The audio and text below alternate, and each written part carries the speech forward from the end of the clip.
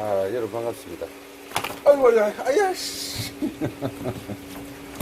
숭어를 한 마리 가져왔는데, 우리 가게에서 제가 저쪽으로 보면 이제 수산물 판매장이 있는데, 동네 형님께서 이제 요 동네 안에 앞에 주복에 들어있는 숭어, 이제 강망에서 숭어가 잡힌 거를 갖다가 이렇게 이제 제 형님은 도매도 하시니까 이렇게 대량으로 넣어놨더라고요. 그 중에서 살찐 거를 한 마리 이렇게 좀 제껴놨다가 방금 가지고 왔는데, 와, 이거 한번 봐봐. 빵이, 여러분들 보시는 대로 빵이 장난 아닙니다. 평소 때보다 좀 카메라 앵글을 좀 가깝게 한번 잡아봤습니다. 저 보시면 배도 빵빵하고, 이렇게 몸통도 체구도 상당히 진짜 좋습니다. 빵빵하죠. 가깝게 오늘 보여드리도록 할게요. 요거 이제 숭어는 이렇게 해놓으면 많이 버둥거립니다. 그래서 이제 숭어 같은 경우는 신경을 좀 죽여가지고 손질을 하면 좀 편합니다. 방금 하얗게 나와있던 이 부분 신경이 들어가는 통로를 눌러가지고 신경을 좀 죽일게요. 안 그러면 계속 퍼득거려가지고 피가 사방으로 튀니까 일단 튀어있는 피부터 조금 씻고 이렇게 사방으로 피가 튑니다. 지저분해지죠.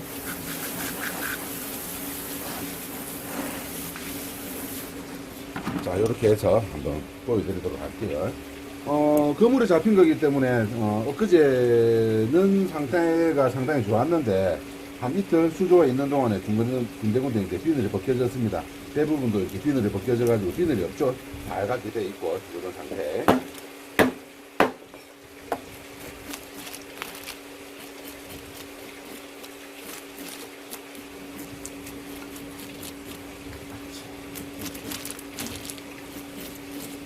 살찌다. 정말 살찝니다, 여러분.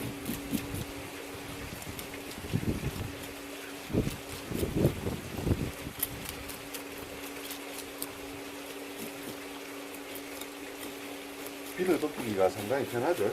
그렇게 그물에 걸린 것들은 또 오래 못 삽니다. 그리고 수조 안에 있는 동안에 비늘도 많이 벗겨지고 대가리는 잘라버리고 지금 고양이가 앞에서 뭐 하나 달라고 기다리고 있기 때문에 요 가마살 부분은 이렇게 잘라가지고 고양이 주도록 할게요. 저번 영상에도 나왔던 고양이 여러분들 기억하고, 썰기가 들었다. 기억하고 계시죠?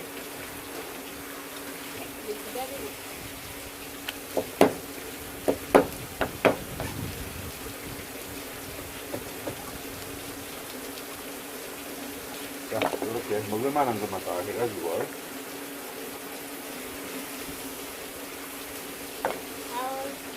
이리 와.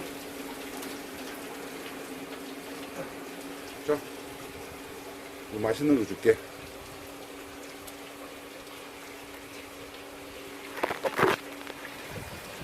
물고 갑니다.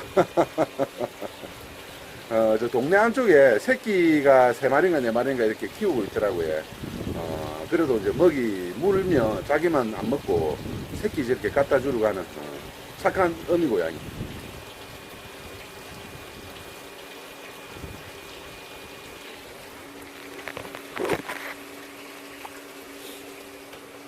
가끔씩 보면 동물이 사람보다 낫다라고 생각될 때가 있죠. 한 번씩 요즘 뉴스를 보면 와, 저게 사람인가 하는 그런 뉴스도 있기 때문에 저런 부분은 좀 보고 배워야 될 것 같습니다. 아무리 동물이라도. 보시면 이제 안에 이렇게 밤이 있고, 밤은 먹지는 않을 거예요. 저는 뭐 생선내장 뭐 특별한 일이 없으면 안 먹는 걸로 여러분들 알고 계시죠. 안쪽에 보면 이제 기름에 들어가 있습니다. 그리고 잘 보시면 이제 산란을 준비하기 위해서 알이 생기고 있죠. 이렇게 알이 생기고 있습니다. 그리고 여러분들 분명히 아셔야 되는 게 보리숭어 하지만 보리싹이 필 때보다 지금이 더 맛있습니다. 수국이 필 때가 더 맛있어요. 이제부터는 보리숭어라고 부르지 말고 수국숭어라고 부릅시다. 제가 아침에 운동할 때 말씀드렸죠. 갔다 이제 길가에 수국이 피고 있는데 오늘 저녁에는 뭐 먹을까 하다가 숭어 한 마리 갖다 놓은 게 있다고 오늘 저녁에 숭어 먹겠다 이렇게 말씀드렸잖아요.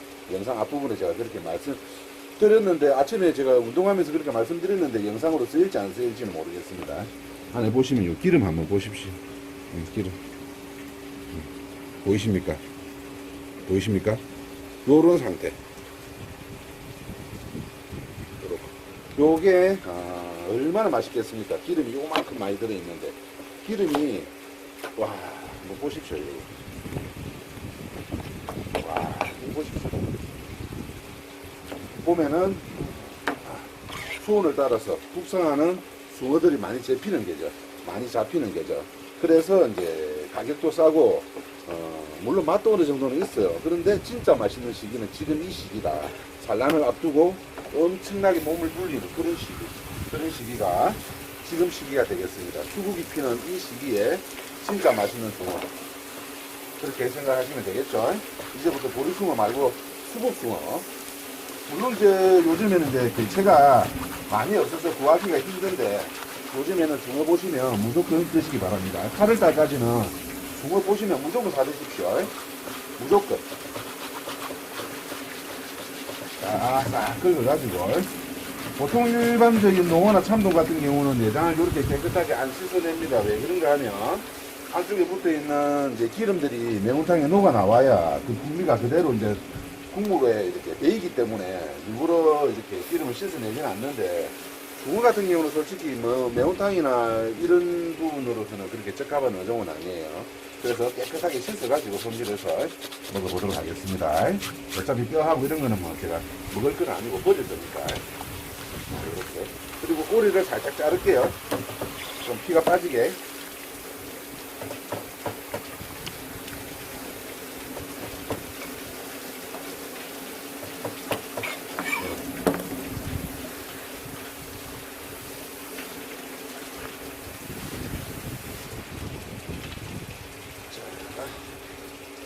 척추뼈 밑으로 이렇게 혈관이 지나가는 구멍이죠.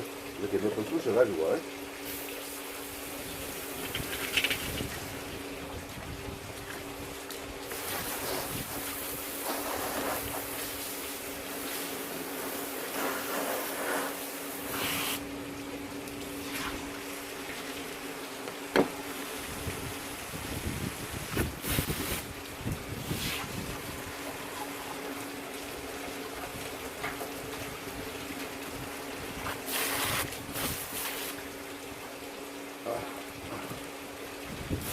피가 그런 대로 잘 빠졌습니다. 정리하고 들어갈게요. 바람이 상당히 많이 불고 안개도 상당히 많이 끼어 있습니다. 지금 이제 본격적인 장마가 시작이 되고 나니까 날씨가 계속 안 좋네요.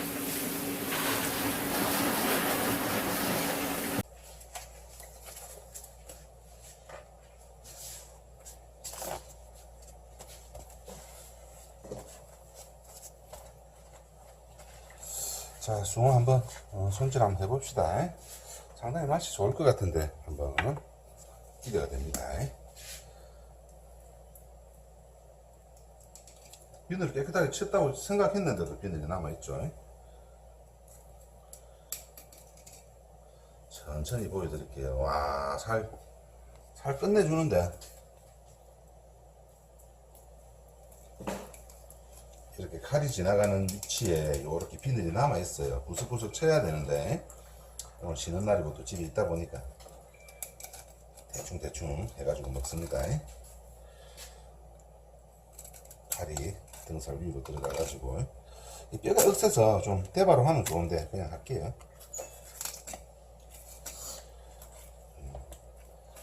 피도 잘 빠지고 살도 깨끗하게 상당히 좋습니다.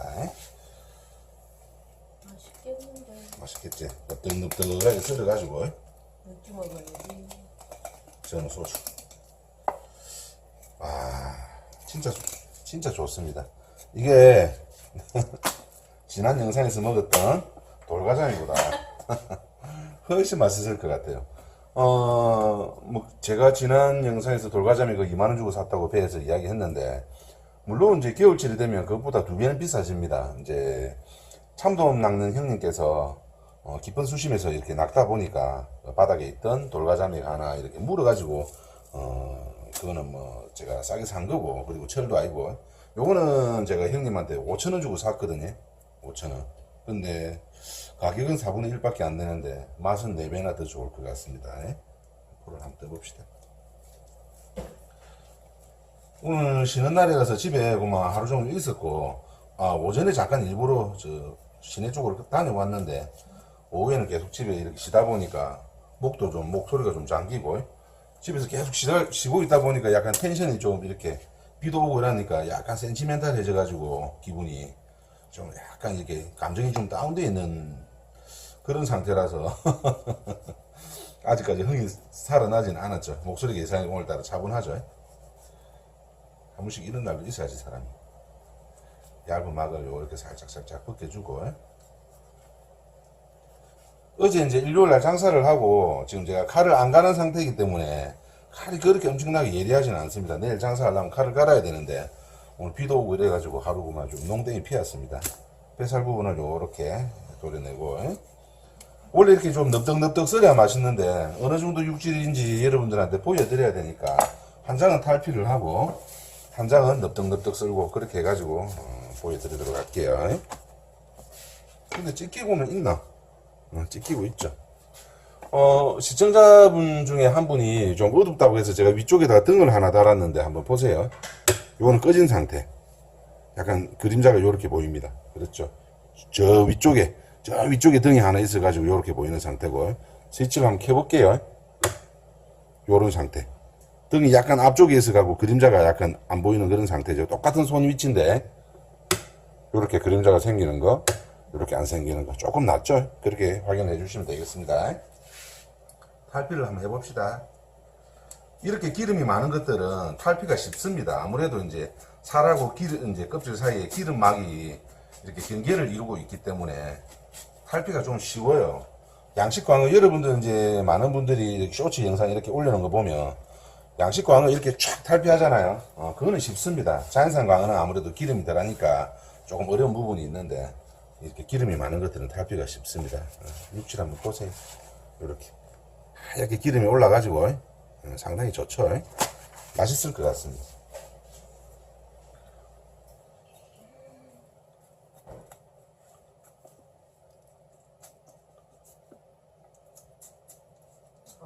응? 조금만 빨리 쫑쫑쫑 썰어주면 안 돼? 쓰는 거를 왜? 엄마 좀. 엄마가 드리게. 오케이. 조그만 접시 한 개, 저 네모난 접시 하나 주봐라. 나 금방 손질할 때 당신 뒤로 엄마 밥 가지고 갔었나?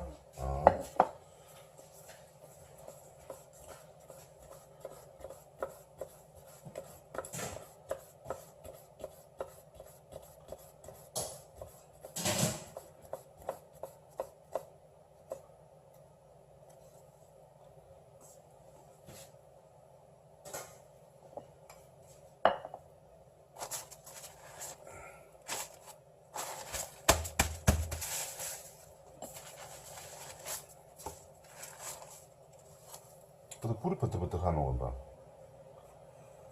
불이 버떡버떡 안 했나? 몰라, 뭐가 크레이스나?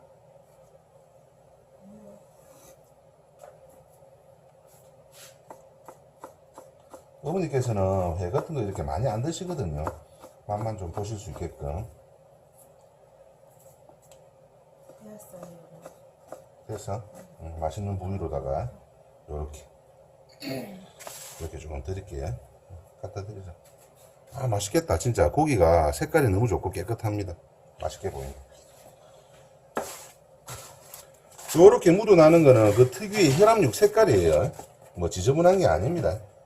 껍질하고 막 사이에 있는 요렇게 색깔이 나옵니다. 칼 끝에 색깔 보이시죠? 요런 색깔 나오는 겁니다. 저거는 짧게 쫑쫑쫑쫑 썰고 요거는 넙득넙득하게 썰어가지고 먹어보도록 할게요. 진짜 맛있겠는데.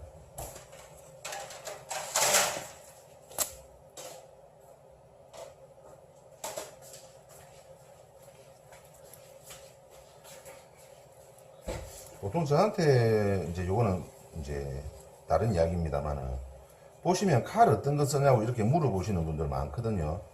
보시다시피 제가 이거 일요일날 장사하고 칼을 안 갈았잖아요. 어제 장사하고 원래 보통 장사하고 나면 저녁에 갈든지 안 그러면 장사가 좀 늦게 마치면 그 다음날 아침에 일찍 갈든지 해야 되는데 보통 저녁 때 갑니다만은 내일 이제 오늘이 이제 정기 휴일이니까 아이고 내일 쉬는 날이고 하니까 뭐 내일 갈지 뭐 해서 이렇게 제가 좀 농대인을 비웠잖아요. 그러다 보니까 이제 칼이 안 들죠. 칼이 안 드니까 보시면 여러분들 어떻습니까? 회 뜨는 것도 조금 어색하죠. 생각하는 것만큼 칼이 쫙쫙 안 나가니까. 칼 메이커는 아무런 상관이 없습니다. 칼을 갖다가 얼마나 잘 연마를 하고 잘 관리를 해서 쓰느냐, 그게 중요한 거지. 뭐 칼 비싸다고 해서 회가 잘 떠지는 것도 아니고, 칼이 약하다고 해서 가격이 뭐 회가 안 떠지는 것도 아닙니다. 그렇게 참고를 해주세요. 칼은 절대 중요한 요소가 아닙니다. 얼마나 잘 연마를 해서 잘 관리를 해서 쓰느냐, 그게 중요합니다. 두 번, 세 번 이야기하는 이유가 있습니다. 물론 이제 똑같이 관리를 해서 바로 칼을 안 갈아 놓으니까 잘 안 들지. 똑같은 이제 그 관리를 한다면 물론 이제 칼이 더 좋은 게 훨씬 더 좋겠죠. 이제 쇠 재질도 좋고 뭐 그렇게 하다 보니까 더 좋겠지만은 절대 칼이 비싸고 안 비싸고 그게 중요한 요소는 아니다. 그렇게 생각하시면 되겠습니다. 요거는 넙득넙득 썰을게 그냥. 바로 해가 먹자. 요쪽 지하이 쪽에 약간 이렇게 천에 뼈가 있는 거 아시죠? 요렇게 좀 잘라서 고양이 조금 이따가 오면 또 한 조각 줄게요. 이거는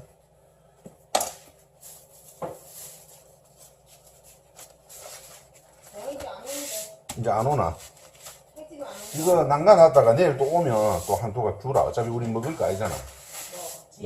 뼈 갈비뼈하고 이런 거 한 두 통까지 남가놨다가 고양이 오면 주자.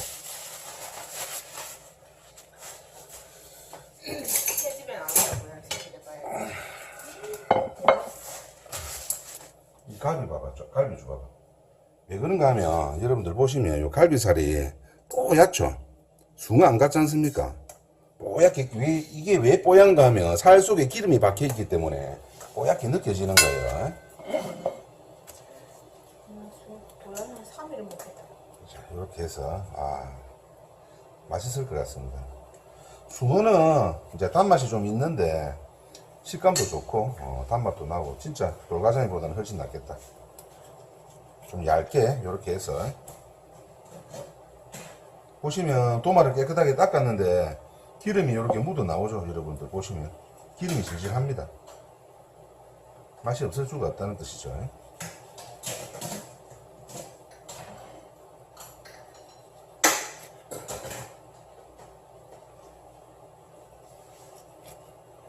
특별하게 모양 낼 거 없이 이렇게 얇게 좀 넓적넓적하게 이렇게 썰어주면 상당히 맛있습니다. 확실히 우리처럼 바닷가에 사는 사람들은 이런 게 좋아. 그때 기대치 않게 이렇게 저렴하고 맛있는 고기들을 한 번씩 운 좋게 먹을 수가 있으니까요.